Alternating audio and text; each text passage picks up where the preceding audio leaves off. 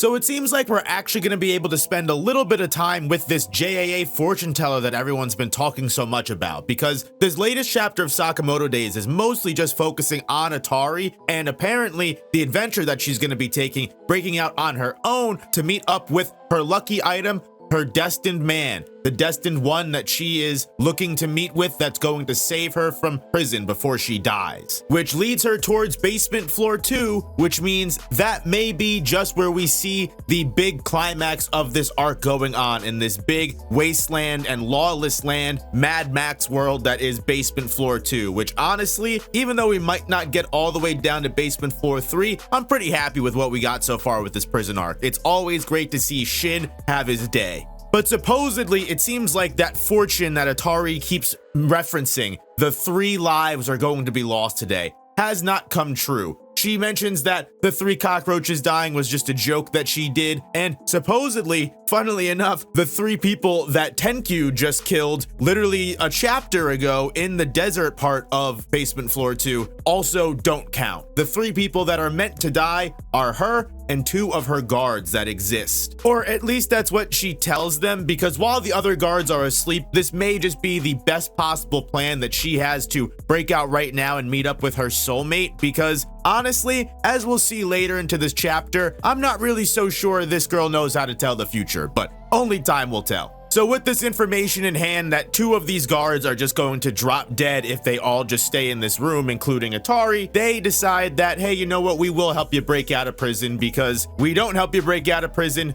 Sure, we're doing our job and we're being loyal to the JAA, and we're not gonna get branded as fugitives and or get a pay cut. Who knows what they do in the JAA in like a jail like this. I mean, I hope these people are making a lot of money to be working in this dangerous situation. But if they're just gonna die anyway, they might as well do the exact opposite of what they normally do, which I guess is fair, Atari. But the one thing that you will never be able to beat is if you really are telling the future, and these 2 people, including you, may be the people that are meant to die. Who knows how it will happen, but it's going to happen. That's what your fortune says. I've been conditioned to believe that your fate is your fate. You cannot avoid it. If a man walks down his path trying to avoid his future, he's just going to end up taking all the necessary steps to lead right to that exact fortune. But who knows, maybe this will be different than all the millions of other times fortune, fate, and the future sight has been thrown into fiction. Either way, in the select couple of instances that we've seen these guards, they really don't seem too good at their job anyway. So 1,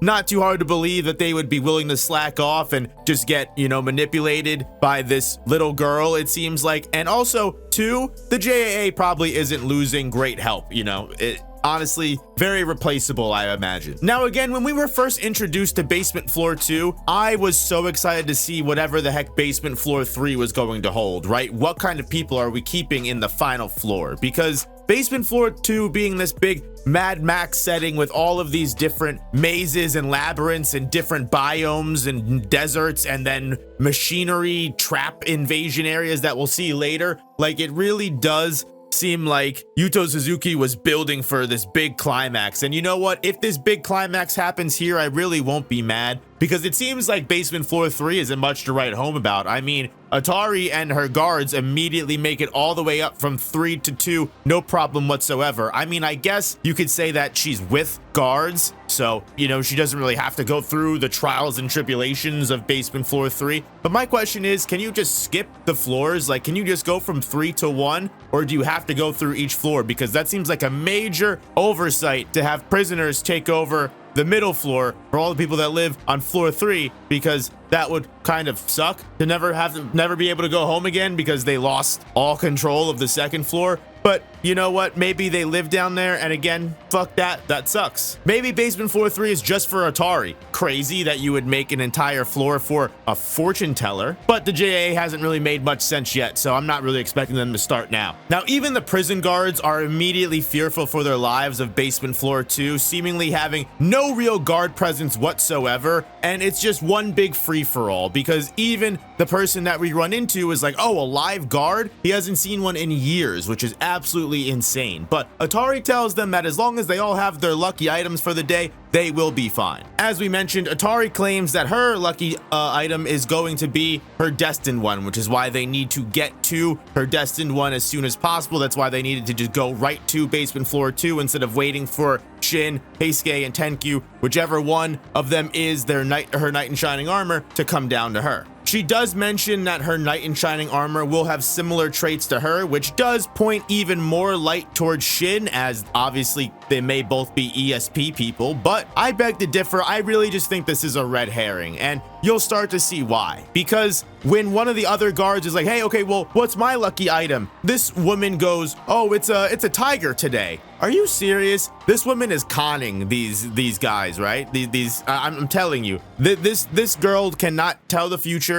She's just very, very lucky. As we'll see in this big fight that happens just coming up now, I think that's gonna be her little trick, as opposed to being able to tell what happens. And maybe that's why she's been wrong with Slur, because she's just been very on an unlucky streak after being lucky her whole life. But let's get into what happens here, because as they dive deeper into basement floor 2, they spring a big trap after walking into a huge arena. They almost get Atari killed if one of the guards didn't jump in and try and save her. In walks another old pal from long ago, as apparently the JAA jail arc is just mopping up the floor with characters that we hadn't exactly gotten rid of yet, which is why I'm still holding my heart out for a part. But who knows? If we're not going to floor 3, we can only hope we run into him in floor 2. But we run into the good deeds weirdo, the assassin Higuchi. And if you don't remember Higuchi, he is the assassin from Sakamoto's past arc. He's the guy who believed that doing a certain number of good deeds every day would make his kills easier. And he makes their time doing their mission with Kindaka and for the Order a very tough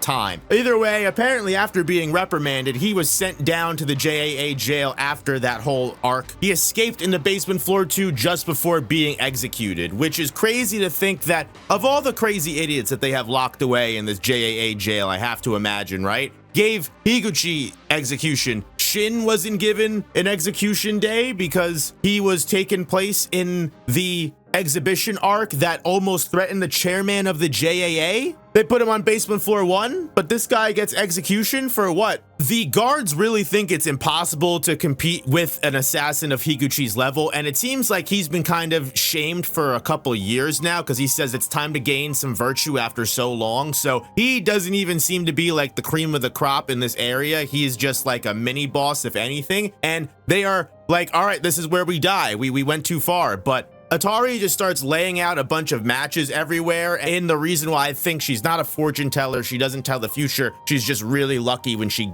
guesses. As after laying down the matches and following the supposed good luck, Higuchi is unable to hit her with his own attacks. With the traps that are laid out everywhere, it's completely impossible. It's almost like, again, she's manipulating luck, whether she's bobbing and weaving the attacks accidentally, or sneezing and ducking at the perfect time, or springing the trap but laying out in just the perfect way that none of the attacks actually hit her. After effortlessly dodging everything that Higuchi sends her way, Atari just accidentally sends a rock his way, and it knocks him over a little bit into stepping into his own trap, and definitely 110%, this guy is dead. I mean, he is cooked by his own trap. Well, honestly, you know what? I'm not even mad. This guy got what he deserved, right? This is basically the sole reason why Kindaka was in the hospital for so long. The speed demon was never meant to pump his brakes, but this guy made Kindaka sit in a hospital in a coma for years. So you know what? You know what, Atari? Take him out. Fuck this guy.